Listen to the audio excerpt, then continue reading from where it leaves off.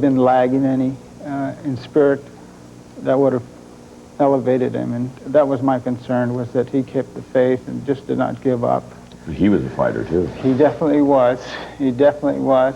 The space that he was in, it couldn't have been more than 1.5 feet by 2.5 feet, you know, with his legs pinned and the roof of the truck just down all around him, basically.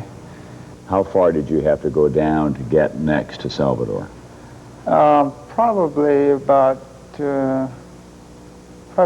or 7 feet, I'd say. It was like... very dark. It was dark, uh-huh. Very narrow? Very narrow and jaggedy, a lot of jagged concrete. These guys are going to be relieving weight on this side, on the top part of the pancake. Okay? They were removing pieces of concrete, just exactly how we planned to do it. And he was still maintaining good vital signs. What was your thought when you saw him coming out of their hole? It's a miracle. Just that. It's a miracle. Yeah. It's a good feeling. Real good. Okay. Yeah, there's the patient right there. Okay.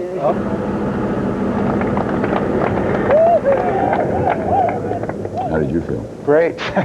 Great. It was definitely a great ending.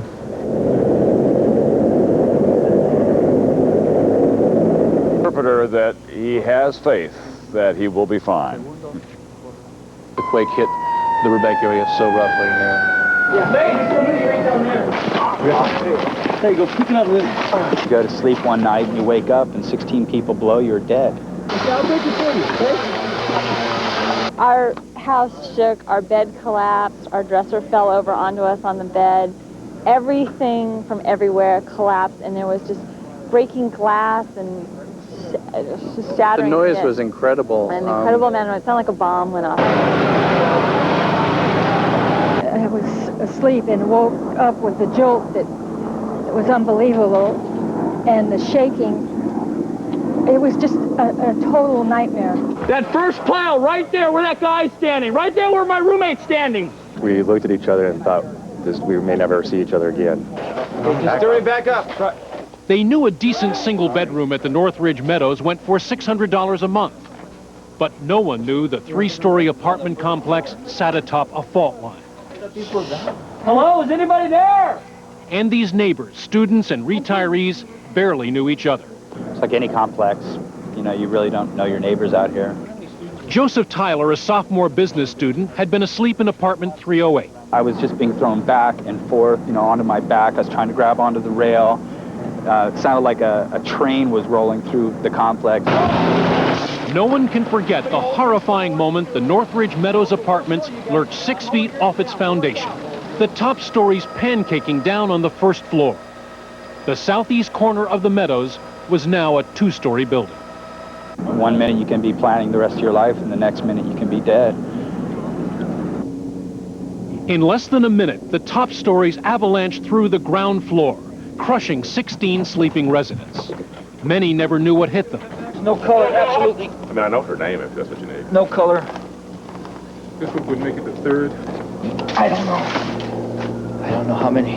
Others, for a few agonizing moments, did know. In that awful moment that followed, with people crying out in the darkness, something happened again and again. Neighbors who had passed each other in the mailroom with barely a nod suddenly began risking their lives for people who had been faces without names. Newlyweds Keith and Hannah Spencer had moved into apartment 365 6 months ago. And we had a crowbar in the other room we used to get our front door open with. And we just went up and down the hall trying to get as many people open and free as we could. Most people died. Rosalie Allard was trapped on the 3rd floor with her diabetic husband who has trouble walking. A college student they never knew was a neighbor come to the rescue. He said, "Is anyone in there?" And we said yes, and we couldn't get out. He said, "Stand back," and all of a sudden he kicked through the door, and he said, "You get out right now." He says, "I don't know how long you have, but get out." Another college student, a young woman, helped Rosalie's husband down the mangled stairway. He couldn't get his legs over when we had to almost climb down that balcony, that stairway, and she took him and guided him down, and it was a wonderful thing. nice to have neighbors, isn't it? Yes, someone we'd never known or seen before. Just be careful, man. I thought I heard somebody barking. I don't know if they were barking or not. Anybody down here? We didn't realize what had happened until we came out to the front, and everybody was kind of regrouping and starting to get their nerves about them, and then we started to hear people's voices, and we just started digging with everything we had. There was a guy named Robert that we dug frantically all night for, and his legs were pinned, and I never got a chance to see him, but we just kept talking to him and tried to keep him calm. We didn't realize this was an epicenter. When we left here, we went to search for our family. We just prayed that somebody was digging the way that we were for them. Thank you. 16 residents of Northridge Meadows did not get out. Some have been crushed so badly that they have been hard to identify. This is my daughter. And her name is? Her name is Myrna Velasquez. Myrna Velasquez moved into the Northridge Meadows last Thursday. Yesterday, her mother found Myrna's car parked in front of her ground floor apartment. She'd been missing since the quake. We were just waiting to see if we could hear from them. We thought maybe the phone lines, but this is the first I've seen of this apartment building. What have officials been able to tell you? They said to contact the coroner and to visit the other shelters. Late last night, the word came that Myrna had been found dead in the wreckage.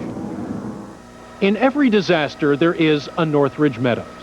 A building, or a plane, or a ship. Some place where strangers become saviors. Where unknown neighbors or seatmates become lifelong friends.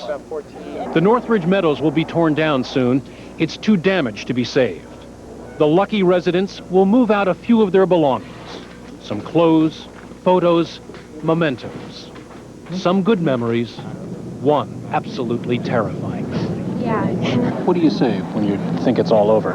Is it a hug, a kiss, a word? We held each other so tightly, I thought the blood was going to stop flowing in our bodies. Yeah. Most residents of the Northridge apartment complex now are awaiting word on when they can retrieve their belongings.